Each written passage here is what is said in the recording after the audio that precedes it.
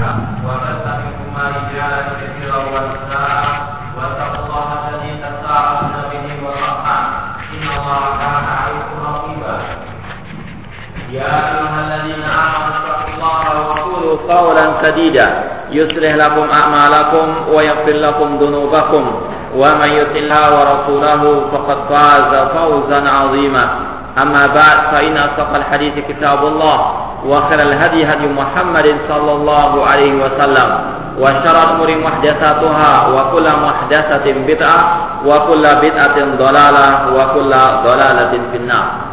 Ikhwani fillah rahimani wa rahimakumullah. Kita lanjutkan kembali kajian kitab Al-Furqan Baina Auliya Ar-Rahman wa Auliya Syaitan oleh Syekhul Islam Ibnu Taimiyah rahimahullah taala. Beliau di sini mengatakan wa aslul imani wa taqwa al-imanu bi Rasulillah. Asal atau pokok iman dan takwa adalah iman kepada para rasul-rasul Allah Subhanahu wa taala. Ini merupakan asal iman dan takwa adalah iman kepada para Rasulullah, karena merekalah yang membawa keimanan dan ketakwaan, karena merekalah yang mengajarkan kepada manusia tentang bagaimana iman yang sebenarnya dan bagaimana takwa yang sebenarnya. Wa juma'u dzalik al-iman bi khatamir rusuli Muhammadin sallallahu alaihi wasallam. Dan ringkasan dari iman kepada para rasul yaitu iman kepada penutup para rasul tersebut, yaitu iman kepada Nabi Muhammad sallallahu alaihi wasallam.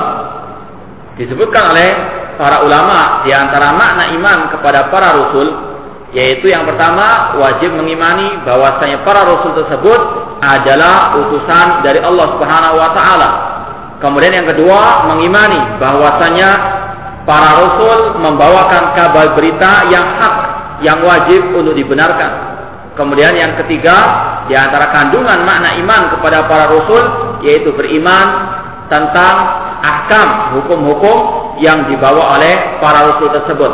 Dan yang paling wajib untuk diamalkan adalah hukum yang dibawa oleh Nabi Muhammad sallallahu alaihi wasallam, karena beliau merupakan penutup para anbiya dan sekaligus Al-Quran yang beliau bawa merupakan muhaimin, merupakan batu ujian bagi semua kitab-kitab yang diturunkan oleh Allah Subhanahu wa taala. Fal iman bihi yatadhamman al iman bi jami' kutubillah wa rusulihi. Iman kepada Nabi Muhammad SAW mengandung iman atau mencakup iman kepada semua kitab-kitab Allah dan beriman kepada semua rasul-rasul Allah Subhanahu wa taala. Jadi kesimpulan atau ringkasan dari iman kepada semua para rasul yaitu iman kepada Rasul Muhammad sallallahu alaihi wasallam. Dan barang siapa yang beriman kepada semua para rasul sedangkan tidak beriman kepada Nabi Muhammad SAW, maka dia merupakan orang kafir, merupakan orang yang diancam masuk ke dalam api neraka, sebagaimana yang telah disabdakan oleh Rasul SAW, "Walladzi nafsi biyadi la yasma'u bi ahadin min hadhil ummah yahudiyan atau nasraniyan tsumma yamutu wa lam yu'min billadzi ursiltu bihi illa kana min ashabin nar." Rawahu Muslim. Kata Nabi SAW, demi jiwaku yang ada di tangannya, tidaklah mendengar tentang diri seorang pun dari umat ini, yaitu umatul ijab, umatul dakwah, yaitu Yahudi ataupun Nasrani, kemudian dia mati dan tidak beriman kepada apa yang aku bawa, kecuali dia termasuk penghuni api neraka dan dia kekal di dalamnya selama-lamanya. Iman kepada Nabi Muhammad SAW merupakan ringkasan dari semua bentuk iman kepada para rasul-rasul yang ada. Kemudian wa aslul kufri wan nifaqi huwal kufru birrusuli. Kalau tadi pokok atau dasar iman dan takwa adalah iman kepada para rasul, demikian pula sebaliknya. Dasar kekufuran dan dasar kemunafikan adalah kufur kepada para rasul. Yang tidak beriman kepada para rasul meskipun beriman dengan rukun-rukun iman yang lainnya, maka dia termasuk orang yang kafir, orang yang munafik. Kufru birrusul wa ma ja'u bihi. Demikian pula pokok atau dasar kekafiran, kemunafikan, kufur kepada para rasul dan kufur kepada apa yang dibawa oleh para rasul tersebut. Jadi Bukan hanya orang itu diperintahkan untuk beriman kepada para rasul, namun harus juga diperintahkan mereka untuk beriman kepada apa yang dibawa oleh para rasul tersebut. Seperti yang sudah kita sampaikan, di antara makna atau kandungan iman kepada para rasul yaitu beriman dengan apa yang dibawa oleh para rasul tersebut. Dan di antaranya pula iman kepada Nabi Muhammad SAW, yaitu di antara bentuknya iman kepada berita atau cerita atau kabar yang disampaikan oleh Nabi Muhammad SAW. Yang masuk akal atau yang tidak, ya harus diimani. Kalau tidak, masih belum sempurna syahadatnya wa anna Muhammadar Rasulullah, dan dia belum beriman kepada Rasulullah Muhammad SAW. Nabi SAW pernah bersabda, umirtu an uqatilan nas hatta yashhadu an la ilaha illallah wa yu'minu bi wa bima ji'tu bi. Aku diperintahkan oleh Allah untuk memerangi manusia sampai mereka bersyahadat la ilaha illallah dan beriman kepadaku dan beriman dengan apa yang aku bawa. Di antaranya yang dibawa oleh Rasul adalah kabar berita tentang cerita-cerita tentang masa dahulu atau yang lampau, tentang hari kiamat, tentang tanda-tanda hari kiamat, tentang masalah sifat-sifat Allah Subhanahu wa taala. Meskipun terkadang akal belum bisa menerima, namun selama itu datangnya dari wahyu Allah Subhanahu wa taala, maka wajib untuk mengimaninya. Sebagaimana yang dikatakan Imam Asy-Syafi'i rahimahullah, beliau mengatakan amantu billah wa bima ja'anillah ala muradillah. Aku beriman kepada Allah dan dengan apa yang diajarkan oleh Allah sesuai dengan apa yang dipahami atau yang dikehendaki oleh Allah. Dan aku beriman wa amantu bi Rasulillah wa bima ja'a Rasulillah ala muradi Rasulillah. Dan aku beriman kepada Rasul dan dengan apa yang dibawa oleh Rasul sesuai dengan apa yang dikehendaki oleh Rasul sallallahu alaihi wasallam. Tugas seorang mukmin atau seorang muslim beriman kepada Rasul dan beriman kepada apa yang dibawa oleh Rasul sallallahu alaihi wasallam. Dan yang mengingkari apa yang dibawa Rasul dengan tanpa takwil, maka dia bisa kufur, bisa masuk ke dalam jurang kemunafikan. Fa inna hadza huwal kufru alladhi yastahiqu sahibahu al-'adzab fil akhirah. Dan inilah bentuk kekufuran yang pelakunya berhak mendapatkan azab di akhirat kelak. Di antaranya kalau dia tidak beriman kepada apa yang dibawa oleh Rasul Muhammad SAW. Ini merupakan salah satu pintu menuju kepada kemunafikan, menuju kepada kekafiran, menuju kepada jurang api neraka jahanam, yaitu tidak beriman dengan apa yang dibawa oleh para rasul dan tidak beriman dengan apa yang dibawa yang diceritakan oleh Rasul Muhammad SAW. Namun sangat disayangkan, alangkah banyaknya sebagian kaum muslimin yang mereka tidak mengimani apa yang dibawa oleh Rasul Nabi Muhammad SAW dari kabar berita, dari hal-hal yang berkaitan dengan qisasul anbiya, kisah-kisah para anbiya, kisah-kisah tentang masalah kejadian pada hari kiamat, tanda-tanda hari kiamat, munculnya Dajjal, munculnya Dabah, binatang yang bisa berbicara kepada manusia, munculnya Ya'juj wa Ma'juj. Mereka terkadang mengingkari hal-hal tersebut. Adapun kalau mereka masih mentakwil, mereka tetap dalam keadaan salah, meskipun mereka tidak bisa dikategori sebagai orang kafir. Namun yang jelas-jelas mengingkari hal tersebut dengan mengatakan tidak masuk akal dan sebagainya, maka ini adalah salah satu bentuk kemunafikan, salah satu bentuk kekufuran kepada para rasul-rasul tersebut. Beriman kepada Nabi Muhammad bukan hanya sekedar mengimani Rasul itu adalah urusan Allah. Tidak cukup hanya itu, harus mengimani apa yang dibawa oleh Rasul SAW semuanya. Allah berfirman, wa ma atakum rasuluhu fakhudhuh. Apa yang dibawa oleh Rasul maka ambillah, benarkanlah, yakinilah. Abdullah bin Mas'ud radhiyallahu ta'ala anhu mengatakan dalam sebuah riwayat beliau, haddatsana Rasulullah SAW wa huwa shadiqul masduq. Rasul SAW dahulu menceritakan kepada kami, dan beliau adalah as-shadiq, orang yang jujur, yang benar. Yang mana Rasul la yantiqu anil hawa, tidak berbicara dari hawa nafsu beliau, namun itu adalah wahyu dari Allah Subhanahu wa taala. As-shadiqul masduq, yang benar dan wajib untuk dibenarkan. Kemudian Abdul Mas'ud menceritakan tentang masalah awal penciptaan janin dalam perut seorang ibu. Inna hadakum yujma'u khalqu fi batni ummihi. Padahal zaman jahiliyah dahulu masih belum ada alat USG, belum ada ilmu kedokteran sebagaimana sekarang. Namun ketika Rasul menceritakan tentang bagaimana penciptaan seorang janin di dalam perut seorang wanita, maka Abdul Mas'ud mengatakan ini adalah berita yang hak, yang benar dan wajib untuk dibenarkan. Itulah ciri para sahabat Rasul SAW. Meskipun akal mereka masih belum sampai kepada hal tersebut, selama itu dari Rasulullah SAW, maka mereka pun membenarkannya. Demikian pula kalau kita melihat kembali kepada Al-Khalifatul Rasyid, ya, seorang sahabat yang paling mulia di antara semua sahabat, Abu Bakar, yang dijuluki dengan As-Siddiq. Kenapa beliau dijuluki dengan As-Siddiq? Karena beliau betul-betul membenarkan, ya, As-Siddiq, karena beliau betul yusaddiq, betul-betul membenarkan apa yang dibawa oleh Rasulullah SAW. Meskipun terkadang akal tidak bisa menerimanya, namun ketika beliau tahu Rasul yang mengatakan, pasti beliau akan membenarkannya. Di antara buktinya ketika kejadian Isra wal Mi'raj, kaum musyrikin mendustakan Rasulullah SAW.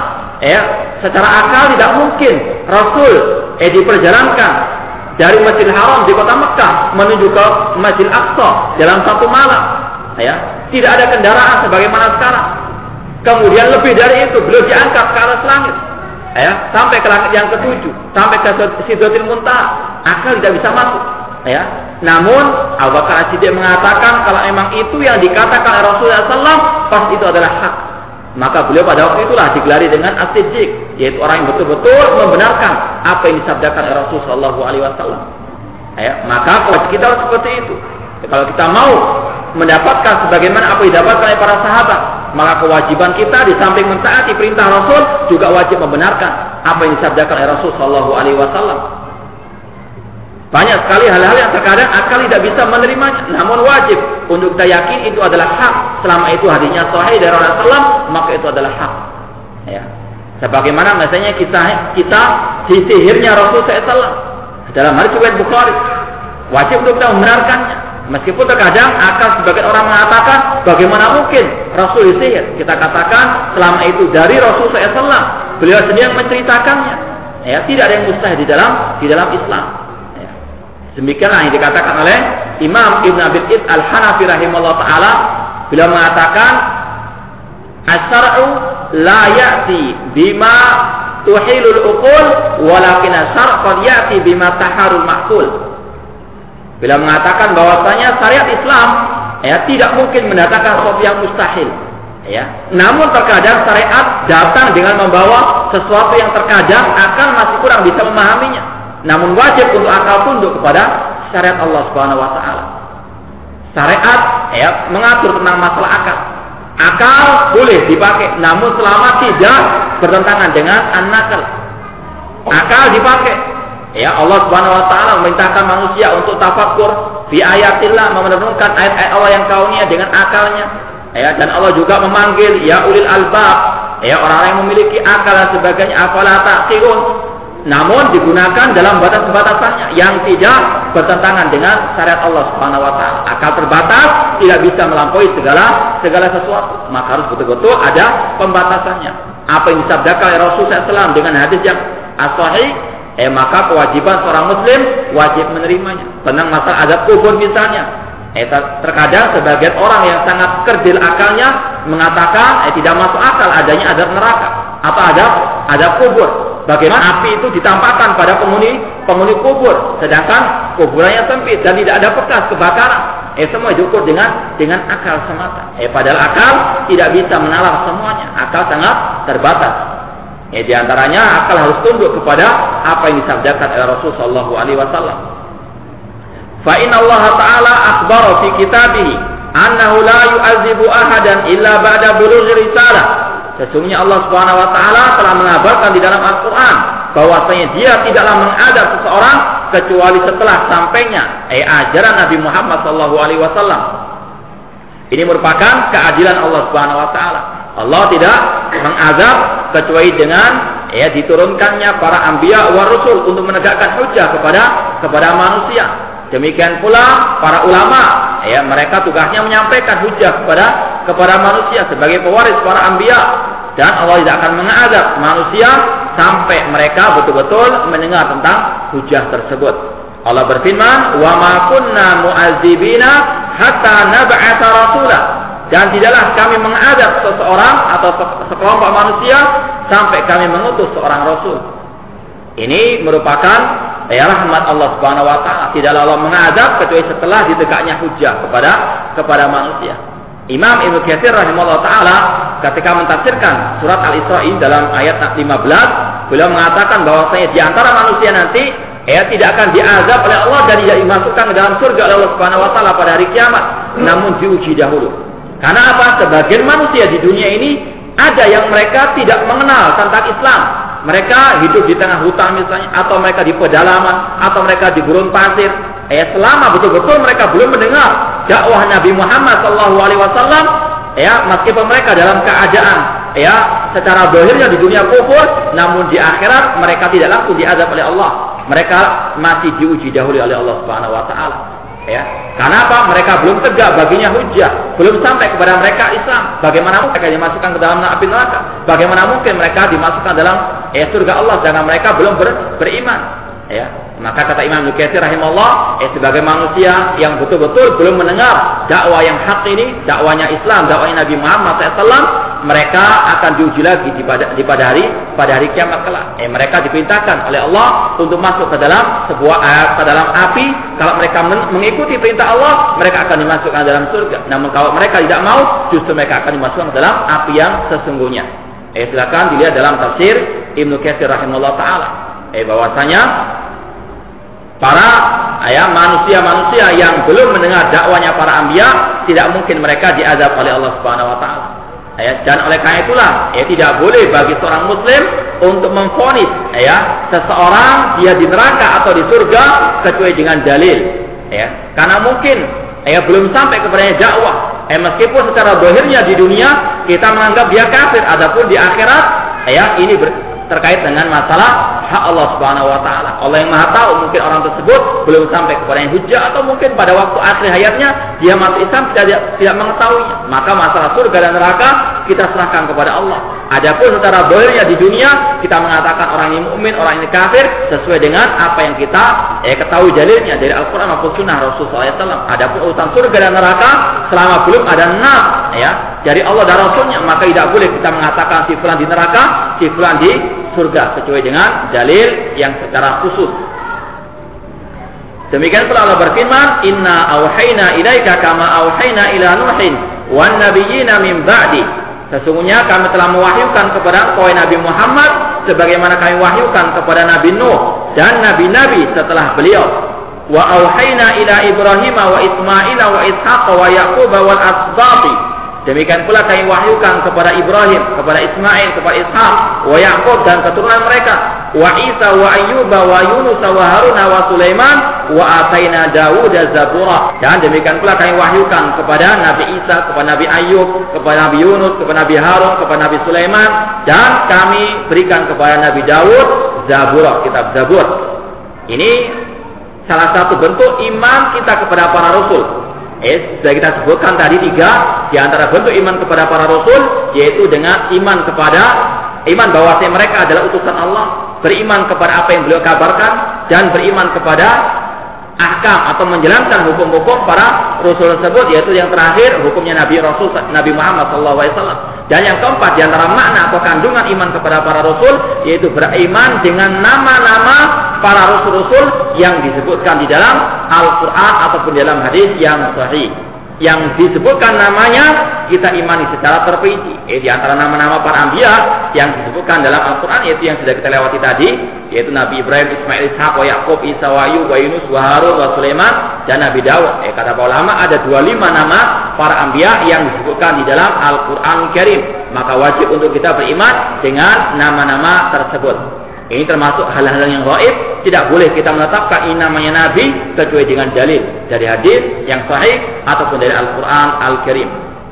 Kemudian wa rusulan qad qasasnahum 'alaika min qablu wa rusulan lam naqsusum 'alaika wa kallamallahu Musa taklima. Dan para rasul-rasul itu sebagian mereka kami kisahkan kepada engkau Nabi Muhammad sebelum ini, dan sebagian para rasul tidak kami kisahkan kepadamu.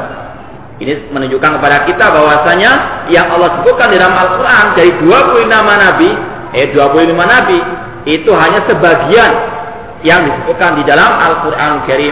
Yang lainnya tidak Allah kisahkan cerita-cerita mereka, sebagian tidak Allah sebutkan nama-namanya.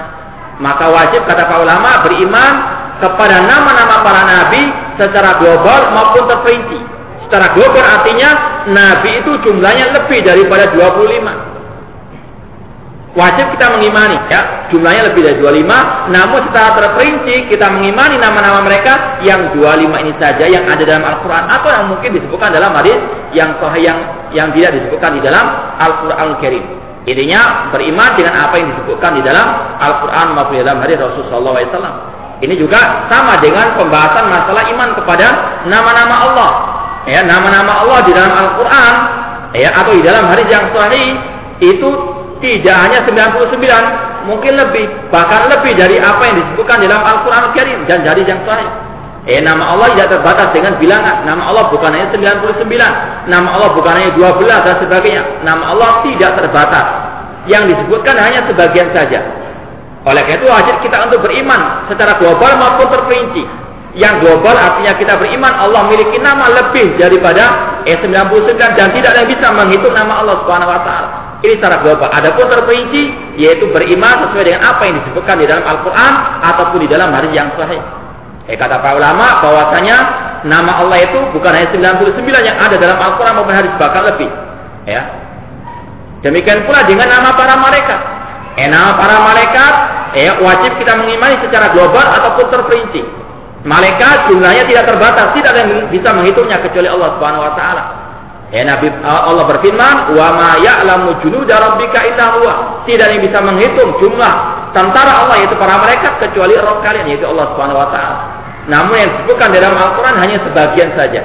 Wajib kita mengimani secara global malaikat namanya itu banyak, namun yang disebutkan dalam Al-Quran hanya sebagian saja.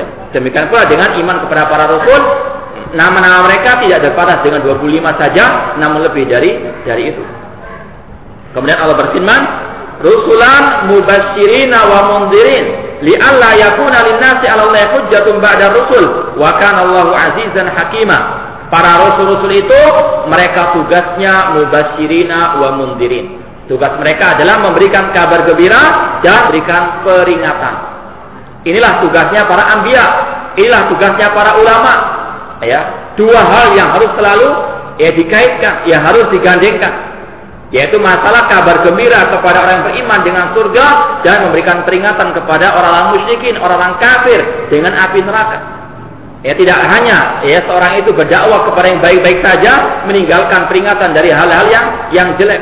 Tidak cukup hanya berdakwah kepada tauhid, tidak cukup hanya berdakwah kepada sunnah, namun harus juga memperingatkan umat dari kesyirikan, memperingatkan umat dari kebid'ahan.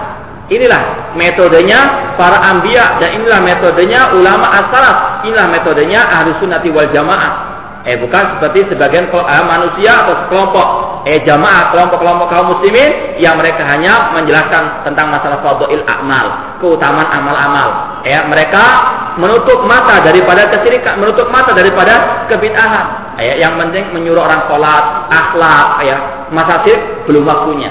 Masa syirik memecah belah umat belum, nanti pada hari kiamat nanti baru tentang masalah kesyirikan. Itu maksudnya. Mereka jelas-jelas menyelisih dakwanya para anbiya wa rasul alaihi wassalam. Para anbiya mereka tugasnya mubasyirin, memberikan kabar gembira yaitu dengan surga Allah Subhanahu wa taala bagi yang bertauhid dan memperingatkan umat dari kesyirikan, ancaman-ancaman yang membawa mereka ke dalam api neraka Allah Subhanahu wa taala karena mereka berbuat syirik atau menyimpang dari ajaran agama Allah Subhanahu wa taala. Wa qala Allah taala an ahlina. Demikian pula dalam ayat tadi surat An-Nisa 163, ini merupakan salah satu dalil bahwasanya li'alla yakuna lin-nasi 'ala Allahi hujjatun ba'da rusul. Para rasul-rasul itu tugasnya memberikan kabar gembira dan memberikan peringatan.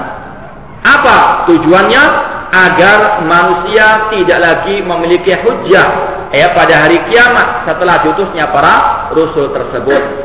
Ketika setelah disampaikan dakwah kemudian manusia banyak menyimpang dari ajaran para rasul, maka tidak ada lagi uzur bagi manusia pada hari kiamat kelak. Semuanya akan dihisab oleh Allah Subhanahu wa taala. Tugasnya para rasul menegakkan hujjah kepada manusia. Demikian pula para ulama, demikian pula para duat, para dai-dai. Tugas mereka hanya menyampaikan wa ma alaina illal bala. Tugas kita hanya menegakkan hujjah. Faman sya'a falyu'min wa man sya'a falyakfur. Siapa yang berkehendak silakan dia beriman, siapa yang berkehendak silakan dia kufur. Tidak ada paksaan. Kita tidak memaksa. Yang penting kita sampaikan, mau menerima ahlan wa sahlan, kalau tidak menerima urusannya antara dia dengan Allah Subhanahu wa taala, yang penting kita telah melaksanakan kewajiban, ya. Karena hidayah laisa 'alaika hudahu walakin Allah yahdi man yasha. Hidayah bukan di tanganmu, namun hidayah itu di tangan Allah Subhanahu wa taala.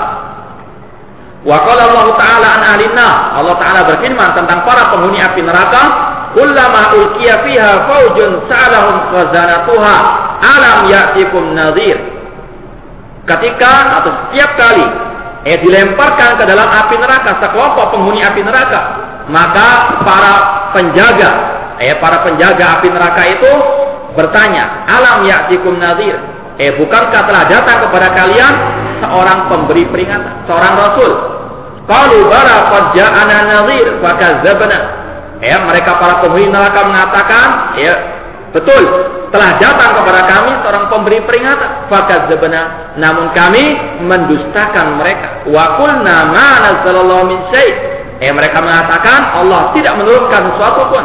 In antum illa fi dhalalin kabir, bahkan dia mengatakan sesungguhnya kalian tidaklah kecuali di dalam kesesatan yang besar. Surat Al-Mulk ayat 8 sampai 9. Ini merupakan salah satu peringatan bagi kita semuanya. Kalau sudah datang dakwah ini, kalau sudah datang kebenaran, maka jangan disalahkan kalau kita diadab di dalam api neraka, kalau kita mendustakannya. Terkadang berapa banyak manusia di muka bumi ini karena mereka takut kedudukannya dilengsarkan, karena takut kalau mengikuti kebenaran mereka dikucilkan menjadi orang-orang yang terkucil di tengah masyarakat, maka mereka pun mendustakan dakwah tauhid, mereka mengusir pada dai tauhid dan sebagainya. Maka balasan mereka pada hari kiamat, sebagaimana yang Allah firmankan ini, mereka akan dimasukkan dalam api neraka dan mereka akan ditanya mengapa mereka dimasukkan dalam api neraka. Tidak lain sebabnya dikarenakan mereka mendustakan para dai tauhid tersebut yang mendakwahkan kepada at-tauhid. Sekali lagi, setelah sampai kebenaran kepada manusia, maka tidak ada uzur pada hari kiamat. Ini adalah tugasnya para rasul, para pewaris rasul, para dai-dai menyampaikan dakwah yang hak, kemudian mereka berpaling dari orang-orang yang menyelisihi dakwah yang hak ini. Kata para ulama, qulil haqqa wamsi, katakan kebenaran kemudian jalanlah. Jangan terlalu menggubris orang-orang yang menentang atau orang-orang yang mereka menolak kebenaran. Karena mereka semua akan dibalas oleh Allah Subhanahu wa taala. Tugas kita hanya menyampaikan qulil haqqa wala murran, katakan yang hak meskipun rasanya pahit.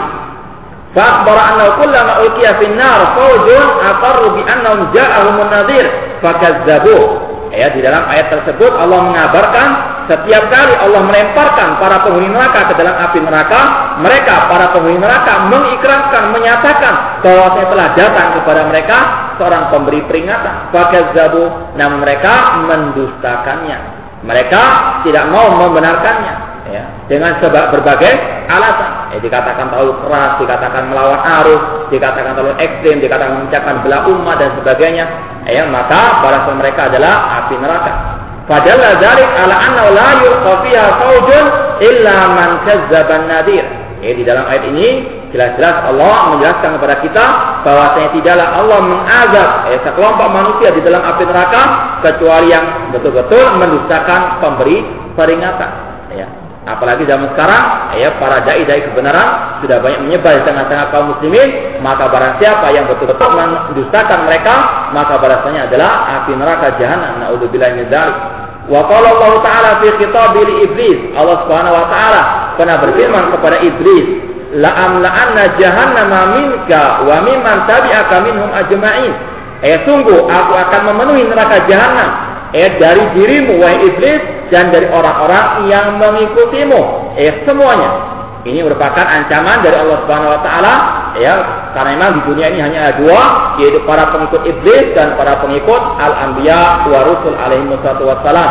Aulia Allah, aulia ar-Rahman, dan auliai as-syaitan. Aulia ar-Rahman dijamin masuk surga, sedangkan aulia iblis atau aulia syaitan maka dijamin oleh Allah masuk ke dalam api neraka. Fa akhbara annahu yamna'uha bi iblis wa man tabi'ahu. Allah berjanji dan Allah mengabarkan bahwasanya Allah akan memenuhi neraka jahanam dengan iblis dan dengan orang-orang yang mengikuti iblis. Di antara salah satu perangai iblis yaitu aba wa takbara, sombong dan congkak menerima kebenaran. Ya, sudah disampaikan dalilnya, ini tauhid, ini adalah sunnah, ini adalah syirik, ini adalah bid'ah. Ya, dijelaskan kebenaran, namun sombong, namun enggan. Ya, dengan hujah ini menyelisihi aliran atau ajaran nenek moyang mereka. Ini merupakan salah satu ajaran iblis laknatullahi alaihi, yang mana Allah mengancam mereka masuk ke dalam api neraka jahanam. Kesombongan menolak al-haq meskipun telah dijelaskan kebenaran dengan dalil-dalilnya. Wa idza muliat bihim lam yadkhuluha ghairuhum. Ketika neraka api jahanam sudah penuh dengan iblis dan para pengikut iblis, maka tidak ada yang memasuki selain mereka. Fa ulima anna la yadkhulun nar illa man ittaba syaitan. Maka diketahui dari sini bahwasanya tidaklah yang masuk ke dalam api neraka kecuali yang mengikuti as-syaitan, yaitu yang mengikuti langkah-langkah iblis tersebut. Wa hadza yadullu ala annahu la yadkhuluha man la dzamba lahu. Dan juga kebalikannya, ini menunjukkan bahwasanya orang yang tidak berdosa, artinya yang tidak mengikuti langkah-langkah syaitan, mereka tidak akan masuk ke api neraka tersebut. Ya, dan Allah telah banyak memperingatkan kaum muslimin dari langkah-langkah as-syaitan. Ya, Allah berfirman, ya ayyuhalladzina amanu la tattabi'u khutuwatis syaitan innahu lakum aduwwun mubin. Wahai manusia, wahai orang yang beriman, janganlah kalian mengikuti langkah-langkah syaitan. Sesungguhnya syaitan adalah musuh yang nyata bagi kalian. Apa langkah-langkah syaitan itu? Allah sebutkan di antaranya, innama ya'murukum bisu'i wal fahsya wa an taqulu 'alallahi ma la ta'lamun. Yaitu mereka atau syaitan tersebut memerintahkan kepada kalian untuk berbuat kekejian, berbuat kemaksiatan, berbuat kejahatan dan sebagainya. Kemudian juga memerintahkan kalian untuk berbicara tentang agama Allah tanpa hak. Ini adalah langkah syaitan, yaitu nafsu syahwat dan nafsu asyubuhat. Nafsu syahwat sebagaimana kemaksiatan, nafsu syubuhat adalah kesyirikan, kebid'ahan, dan yang menyimpang dari ajaran agama Allah Subhanahu wa taala. Oleh karena itulah para ulama juga mereka sangat gencar untuk menjelaskan kepada umat apa itu langkah-langkah syaitan, apa itu target-target syaitan. Di antaranya Al-Imam Ibnu Qayyim rahimahullah taala, beliau menjelaskan di antara target syaitan itu ada beberapa macam. Yang paling tinggi target utama syaitan, dan yang pertama adalah target bagaimana memasukkan manusia ke dalam jurang kesyirikan, menyembah kepada wali-wali yang telah mati. Ini adalah langkah-langkah syaitan, ini adalah langkah-langkah iblis yang barang siapa mengikutinya Allah akan la'amla'anna jahannam.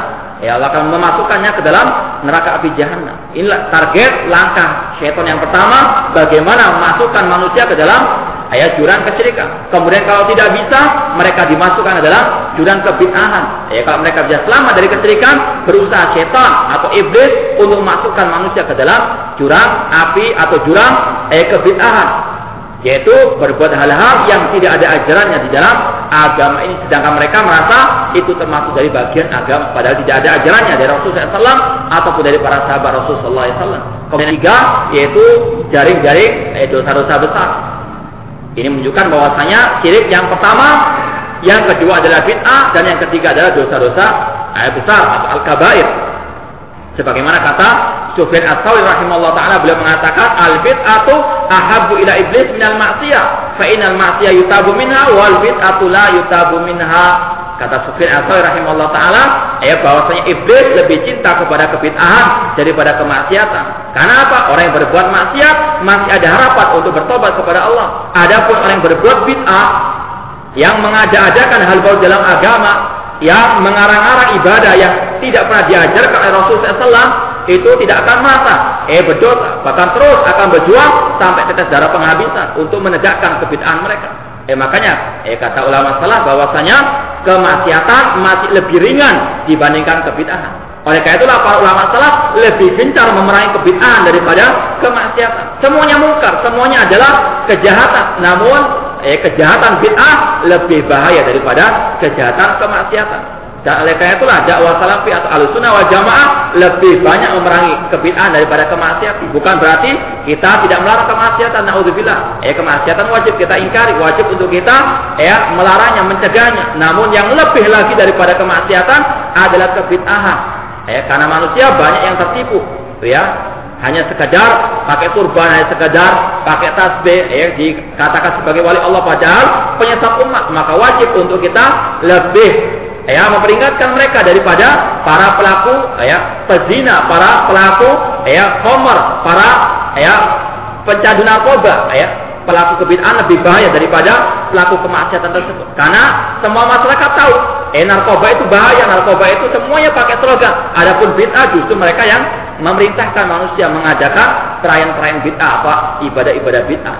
Maka para ulama salaf, demikian pula para pewaris ulama salaf, mereka lebih banyak mengutamakan untuk memberantas, membasmi kebid'ahan daripada kemungkaran, sebagaimana kemaksiatan-kemaksiatan yang ada. Semuanya adalah mungkar, namun semua ada prioritasnya. Iblis saja punya prioritas, yaitu bahwa kesyirikan yang harus mereka gencarkan, maka harus dilawan dengan membasmi kesyirikan.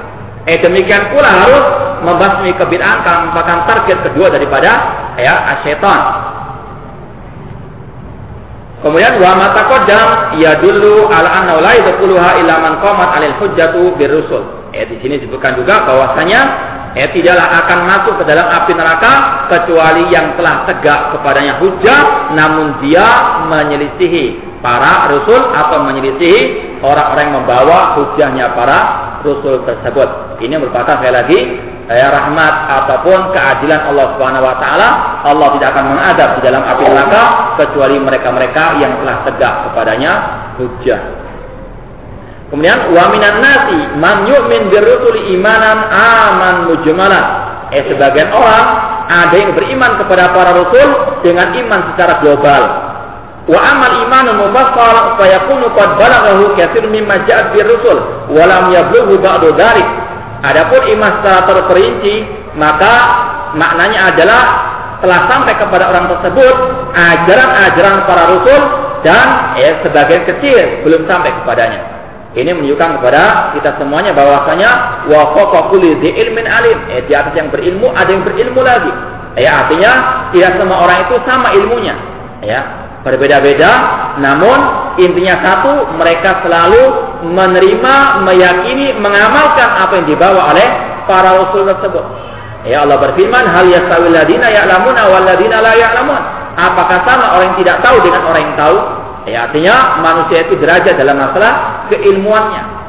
Khususnya tentang para anbiya, para rasul alaihi wassalam, ajaran-ajaran mereka ini tidak semua diketahui oleh para pengikutnya. Sebagaimana Nabi Muhammad SAW, pengetahuan kita tentang ajaran Nabi Muhammad SAW bertingkat-tingkat. Ada yang paling tahu, ada yang lebih tahu, ada yang tidak tahu.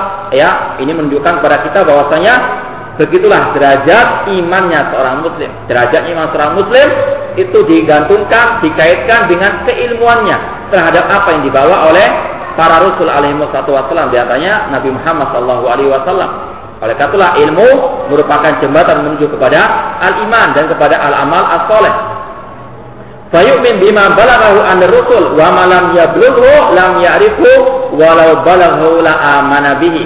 Di antara ciri para wali-wali Allah Subhanahu wa taala, dia beriman dengan apa yang sampai kepadanya dari ajaran para rasul atau ajaran Nabi Muhammad sallallahu alaihi wasallam. Ciri mereka beriman dengan semua apa yang dibawa oleh Nabi Muhammad SAW. Adapun yang belum sampai kepadanya, tentunya dia tidak mengetahuinya. Namun seandainya itu sampai kepadanya, pasti dia akan beriman.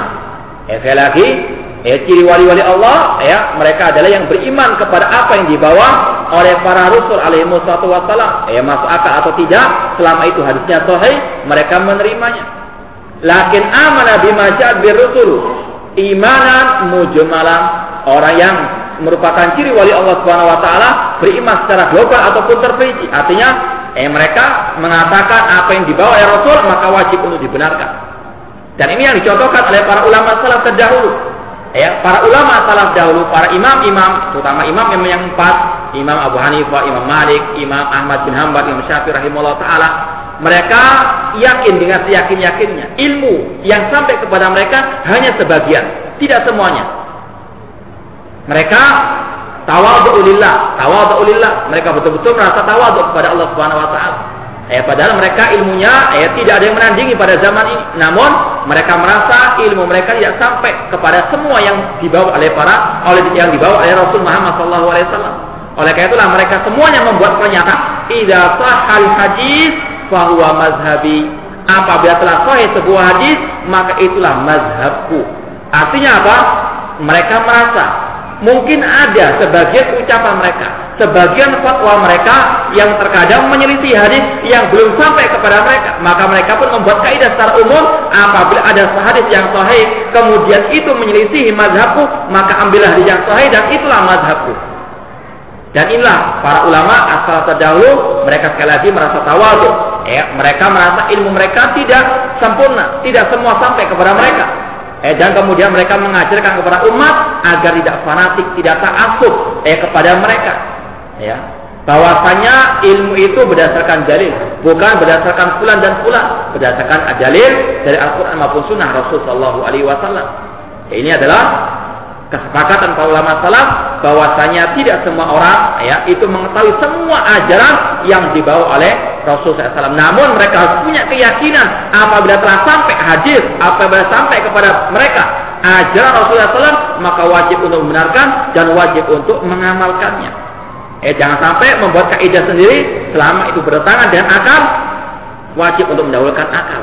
Sebagaimana kelompok Al-Mu'tazilah atau kelompok yang rasionalisme yang suka mengandalkan akal, mereka memiliki kaidah yang sangat jauh daripada ajaran para ulama as-salaf. Para ulama as-salaf mengatakan intinya kalau datang hadis yang sahih maka itulah mazhab, itulah pendapatku. Berbeda dengan sebagian kelompok rasionalisme yang mengatakan bahwasanya yang penting sesuai dengan akal diterima, yang tidak sesuai dengan akal ditolak. Ini adalah ajarannya iblis yang suka mengandalkan akal. Iblis dikatakan oleh Allah Subhanahu wa taala bahwasanya iblis tidak mau sujud kepada Adam karena dia memakai akalnya, memakai otaknya. Dia mengatakan ana khairun minhu. Aku, kata iblis, lebih baik daripada Adam. Menurut siapa? Menurut akalnya dia. Kata para ulama, orang pertama kali membuat akal, yang mengotak-atik agama dengan akal adalah iblis. Maka yang suka mengotak-atik akal, suka mengandalkan akal daripada Al-Quran maupun Sunnah, maka dia adalah salah satu pengikut iblis ta'atullahi alaihi. Ana khairun minhu khalaqtani min nar wa khalaqtahu min tin. Ketika iblis diberi perintah untuk sujud kepada Adam, dia mengatakan aku lebih baik daripada Adam. Aku diciptakan dari api neraka atau dari neraka, dari api, namun Adam diciptakan dari tanah. Dengan apa? Akal. Dia membantah perintah Allah Subhanahu wa taala. Maka demikianlah para pengikut hawa nafsu, mereka sebenarnya adalah pengikut iblis yang lebih mengandalkan akal daripada an-naql. Lakin amanah bima ja'a rusulu imanan mujmalan. Orang yang betul-betul mereka adalah orang-orang yang beriman kepada Allah dan Rasulnya, mereka beriman kepada apa yang dibawa oleh Rasul secara ijmal, global ataupun terperinci. Fahada idza amana bima amila anallaha amarahu bihi ma imani wa taqwa fahuwa min auliya'illahi ta'ala. Maka barang siapa yang beriman dengan apa yang telah diajarkan oleh Rasul Nabi Muhammad SAW dan dia mengamalkannya bersama iman dan takwanya, maka dialah sebagai wali-wali Allah Subhanahu wa taala. Wali Allah adalah orang yang betul-betul beriman kepada Nabi Muhammad SAW, terutama beriman dengan apa yang dibawa oleh Rasul dari kabar berita atau dari cerita-cerita yang berkaitan dengan masalah hal yang akan datang atau yang telah lampau atau yang lainnya. Lahu min wilayatillah bihasabi imani wa taqwa. Para wali-wali Allah sudah kita sampaikan bertingkat-tingkat. Ada yang lebih tinggi derajatnya daripada yang lainnya. Itu semuanya berdasarkan iman dan takwanya. Dan iman dan takwanya itu berdasarkan atas ilmunya. Karena iman dan takwa tidak akan mungkin bisa sempurna, tidak akan mungkin bisa sah kecuali dengan al-ilmu. Sebagaimana kata Imam Bukhari rahimahullah ta'ala, al-ilmu qabla al-qawli wal amal. Ilmu itu sebelum berucap dan sebelum beramal, sebelum beriman dan sebelum beramal soleh, wajib didasari oleh ilmu. Maka wali-wali Allah itu juga bertingkat-tingkat derajatnya berdasarkan ilmunya. Semakin tinggi ilmunya, semakin tinggi iman dan takwanya, maka semakin tinggi derajatnya di dunia maupun di akhirat. Wa ma lam takum alaihi hujjatu bihi fa inna Allah ta'ala lam yukallifhu ma'rifatuhu wal imanul mufassalu bihi. Seorang wali Allah Subhanahu wa taala yang telah bersungguh-sungguh mencari kebenaran, namun terkadang kebenaran tersebut tidak semua sampai kepadanya, atau sebagian ilmu tidak sampai kepadanya, maka Allah pun tidak membebani untuk dia mengetahuinya atau untuk dia mengamalkannya. La yukallifullahu nafsan illa wus'aha. Namun harus orang itu betul-betul berusaha mencari yang hak, mencari ilmu sedapat-dapatnya. Adapun kalau belum sampai kepadanya ilmu, sedangkan dia sudah sampai betul-betul sampai puncak kesungguhannya, maka Allah memberikan uzur kepadanya. Yang penting ada usaha. Faman alima bima ja'a bihi rasulu wa amara bihi imanan mufassalan wa amila bihi fa huwa akmalu imanan wa wilayatan lillahi mimman lam ya'lam dalika mufassalan wa lam ya'mal bihi. Maka barang siapa yang mengetahui apa yang telah dibawa oleh Rasul sallallahu alaihi wasallam dan beriman dengannya secara terperinci dan dia mengamalkan hal tersebut, maka dialah yang sempurna imannya, yang sempurna kewaliannya kepada Allah Subhanahu wa taala, daripada yang belum mengetahui secara terperinci dan tidak mengamalkannya. Sekali lagi, sebagaimana Allah berfirman tadi, hal yastawil ladina ya'lamuna wal ladina la ya'lam. Apakah sama orang yang mengetahui dengan orang yang tidak mengetahui? Tentunya jawabannya yang lebih mengetahui, yang lebih tinggi derajatnya. Sebagaimana Allah berfirman juga, ya rafa'illahu alladhina amanu minkum walladhina utul ilma darajat. Allah mengangkat derajat orang yang beriman di antara kalian dan yang memiliki ilmu beberapa derajat. Ini ukurannya Al-Quran dan Sunnah Rasul SAW, ukurannya orang yang berilmu. Pun sebaliknya sebagian kaum muslimin sekarang lebih banyak mengandalkan gelar, yang memiliki gelar profesor, doktor dan sebagainya lebih diunggulkan meskipun ilmunya nol putung. Sedangkan orang yang berilmu diremehkan, direndahkan. Apalagi yang mengajarkan kepada tauhid, mengajarkan kepada sunnah, nggak punya gelar, mungkin dikatakan tidak ada ilmunya sama sekali. Yang profesor dan sebagainya, yang sebenarnya di mana-mana padahal tidak tahu agama Islam, maka sebagian kaum muslimin mereka berbondong-bondong kepadanya. Ini merupakan keterbalikan daripada mi'yar atau mizan timbangannya Al-Quran maupun Sunnah Rasul SAW. Wali Allah yang berilmu, bukan orang yang bodoh. Yang tidak tahu akidah, tidak tahu sunnah, bukanlah wali Allah Subhanahu wa taala. Wali Allah yang tahu ilmu, dan mereka bertingkat-tingkat. Ada yang paling tinggi ilmunya, ada yang tinggi, ada yang seterusnya. Semuanya tergantung kepada ilmu dan iman serta takwanya kepada Allah Subhanahu wa taala. Demikian pula bukan diukur dengan keturunan.